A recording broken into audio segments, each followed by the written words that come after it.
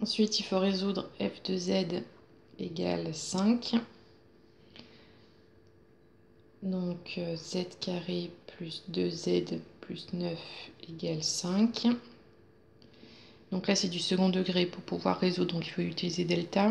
Mais il faut auparavant avoir un 0 à droite. Donc je fais moins 5 dans le membre de gauche. Donc 9 moins 5, 4. Voilà. Et là, donc je peux faire la méthode avec delta. Donc b carré moins 4ac.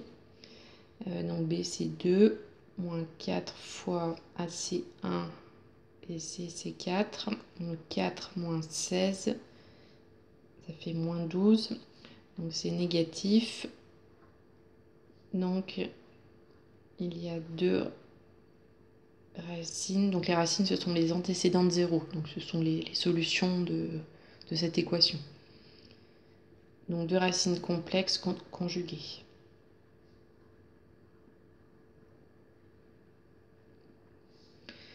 Donc z1 égale moins b moins i racine de moins delta sur 2a,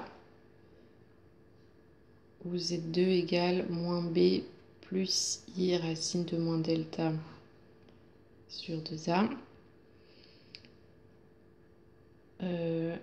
Donc z1 égale moins b, donc moins 2,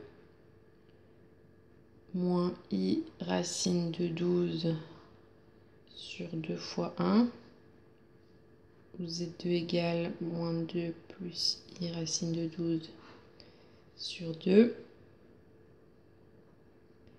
Donc racine de 12, 12 c'est 4 fois 3. Donc racine de 4 fois racine de 3.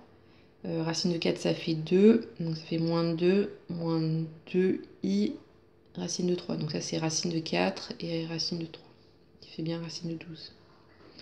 Donc là c'est la même chose. Enfin c'est le conjugué.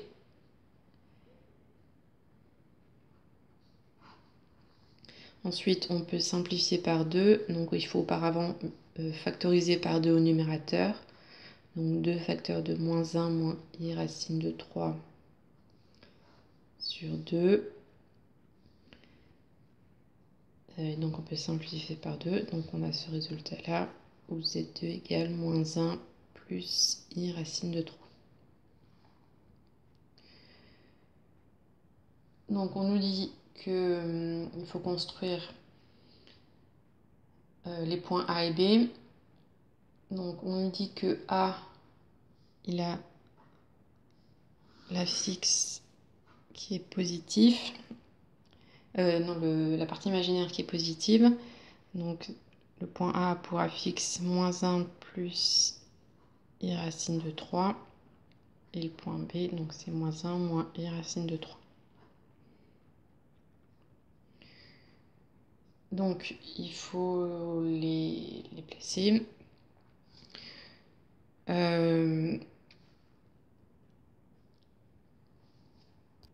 faut d'abord les mettre sous forme exponentielle.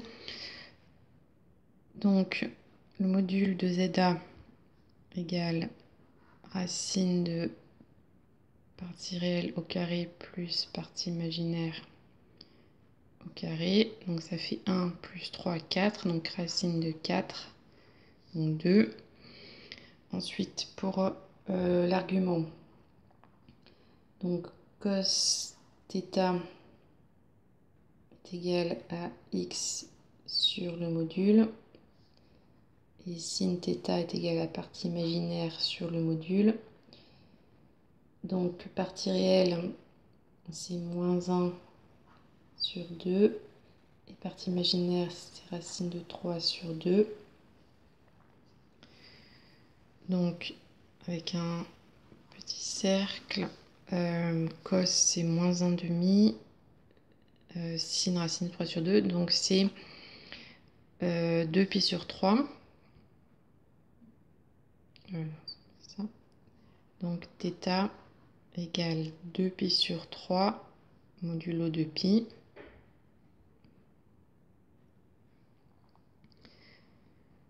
Voilà, Voilà, donc ZA égale, sous forme exponentielle, donc c'est d'abord le module EIθ et ZB, on sait que c'est le conjugué de ZA. Et les conjugués, on sait que deux conjugués ont la partie imaginaire, des parties imaginaires ont des arguments opposés. Donc du coup, le module est le même. Et donc, on a 2e moins i de pi sur 3. Donc le moins, vous le mettez bien avant le i et pas après le i. Si vous mettez i moins 2pi sur 3, ça fait une soustraction. C'est pas... Il faut faire i fois θ. Voilà, et ensuite pour tracer, il faut... Bon, je fais un petit dessin. Donc je le fais rapidement à la main, mais je vous explique comment faire. Donc on sait que le module c'est 2. Donc il faut déjà tracer avec un compas le cercle de rayon 2.